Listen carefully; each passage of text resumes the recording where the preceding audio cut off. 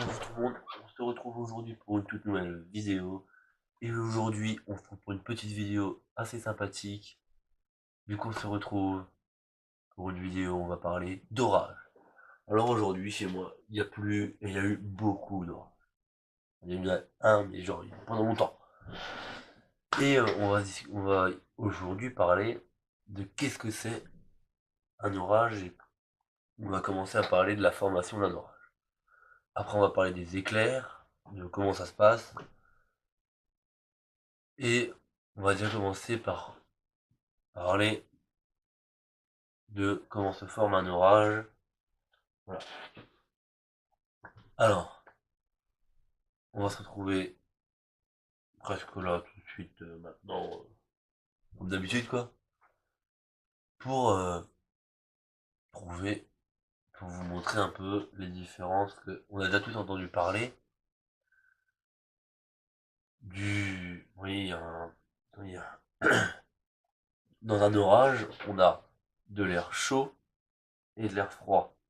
Et en fait, si vous voulez, l'air chaud est toujours en bas et l'air froid vient du haut. Mais il y en a une qui va monter et l'autre qui va descendre.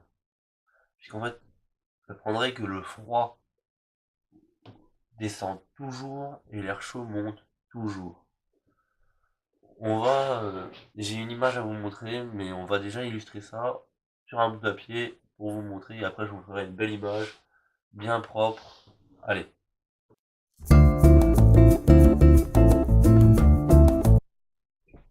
Alors, donc là, on est sur la première phase d'un orage.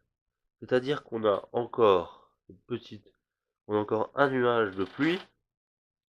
Donc en fait, là, plein de pluie. Donc là, c'est un nuage d'air froid.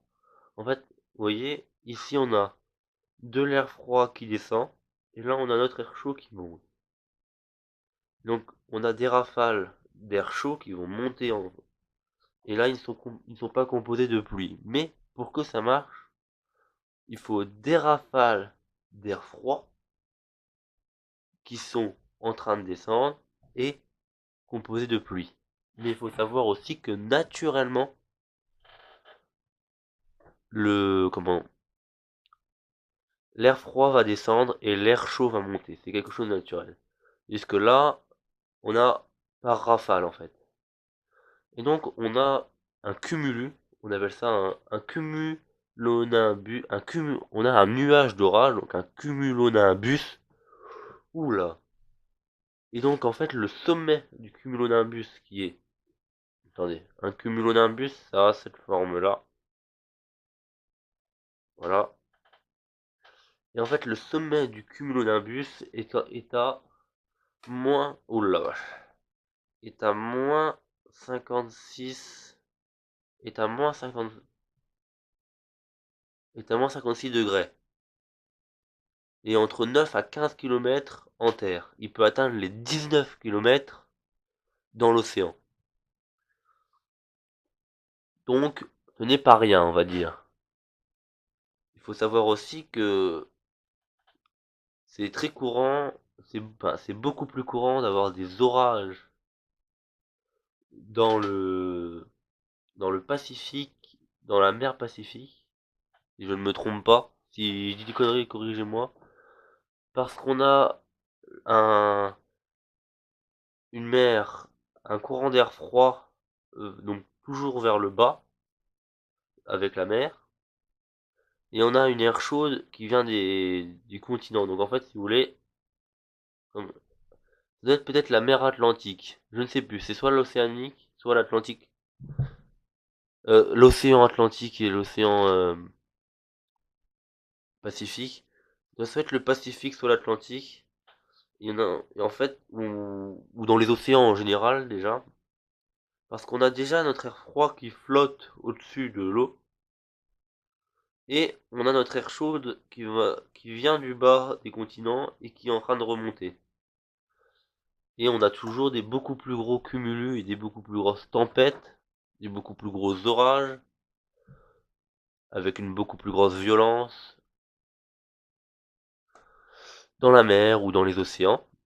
Mais Si vous voulez, là on a la toute première étape, donc on a vraiment bien cet air chaud, mais il faut absolument qu'il y ait de la pluie, parce que ça va être très important pour le développement des éclairs. Et bah là on va commencer à avoir déjà une paire d'éclairs par-ci, par-là. On va commencer à avoir du tonnerre et des éclairs. Et donc on va se retrouver pour savoir un peu, enfin vous allez voir une image, vous, de ce qui est vraiment, de ce que je viens de dessiner là, mais en image quoi, grosso modo parlant. Allez.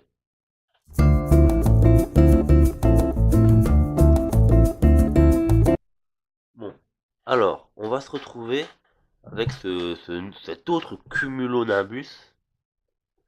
Donc, on va avoir ce qu'on appelle une, attention, j'espère que je ne prononce pas bien, une grégile. Alors, je suis pas sûr de ma prononciation. Et une grégile, c'est un petit peu un petit grêlon, voilà. Et ce grégile, il est c'est, il est créé en étant un mélange de, en fait, on a donc de la glace. Voilà, on va faire de la glace. Et une goutte d'eau. D'où l'importance avant d'avoir un courant d'air froid qui descendait composé d'eau. Et donc ça va former un grégile. Attention, j'espère que je prononce très très très bien. Je ne suis pas sûr du tout. Et donc, quand ce grégile va se mettre à tomber pour devenir un grêlon, il va, comment dire, frotter, rencontrer, cogner des petits morceaux de glace. Comment ils appellent ça? Ah oui, oui, des petits morceaux de glace, c'est ça. On va appeler ça comme ça, des petits morceaux de glace. Et il va donc arracher de ces petits morceaux de glace leurs neutrons. Et donc il va se retrouver en bas. Et là, il va larguer un peu ses neutrons en bas. Donc on va se retrouver avec l'effet, ce qu'on appelle l'effet pile, plus. Et donc dans cet effet pile, on a les deux pôles de la pile en fait. Le plus qui est en déficit de neutrons, et le moins qui lui au contraire est blindé de neutrons. Et donc du coup, ils vont tout, comme on a, vous savez que on a toujours un pôle qui est cherché par l'autre pôle. Vous savez, en fait, on a la connexion des deux pôles. Par exemple, vous allez voir une image après pour illustrer ça, où on va bien voir que, en final, une éclair part d'en bas de la Terre. Oui, là on a la Terre, et là on a la partie où il y a les moins. Une éclair part d'en bas. Donc, on va avoir cette formation des deux pôles, et en fait, il y a une partie en haut et une partie en bas. En fait, l'électricité va faire, on va dire, elle va faire les deux. Chacun va faire son bout de chemin, on va dire. C'est très très impressionnant à voir. Bon, ça dépend, il y a des fois où en effet, il y a tout qui va vers le bas. Enfin, l'éclair entière va vers le bas. Mais dans ce cas-là, on a vraiment tout.